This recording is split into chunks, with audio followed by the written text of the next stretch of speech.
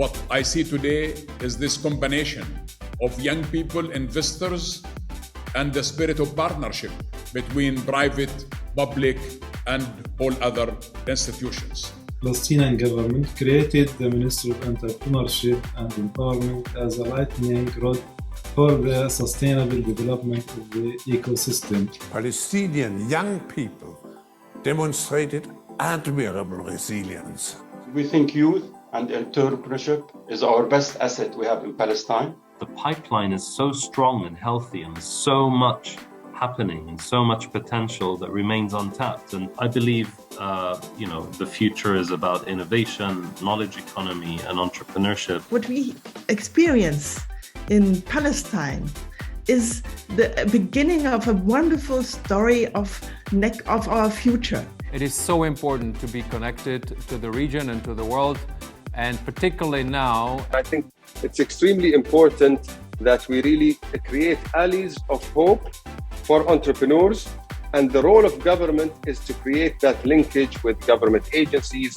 The talent is there. I think what we need is an environment that allows that talent to nourish in our countries and not abroad. There has to be a sustainable process of continuous funding so that these businesses grow out of their seed element, out of their very early days, all the way up to blooming. I believe in building the pipeline, the bench for leadership. It's not just knowing what your investor is doing.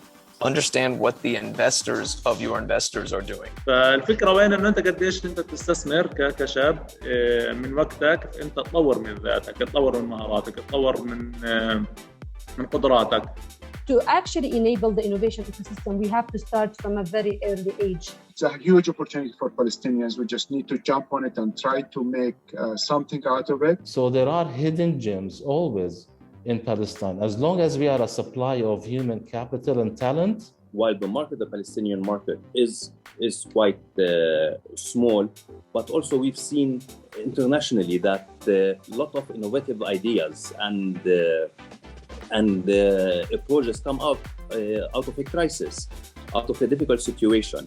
And this is where also I see the resilience of Palestinian entrepreneurs, where they can tap into this opportunity. Startups and entrepreneurs, the founders, are the base of this ecosystem, and they're the ones that will drive it forward. We at Intersect Innovation Hub focus on knowledge transfer and strategic partnerships in order to build a sustainable Palestinian ecosystem. To think global instead of thinking based on our own local market. Unless we start holding people accountable for what is going on, nothing is going to change. Previously, companies and still currently are conducting their own training programs to bridge the gap between the universities and what the market is really looking for. Put Palestine on the map, both in terms of talent and in terms of research. Connecting these young startups to a diaspora network of Palestinians who can actually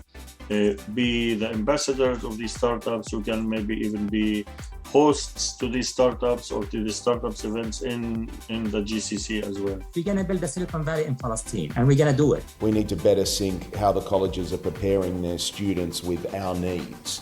People are starting to think that the existing hubs of talent pool are tapped out, and that we need to think of new places where nobody else has gone yet, and try to go there where there is less competition for that talent pool. And I think this is where the opportunities really open up for Palestine.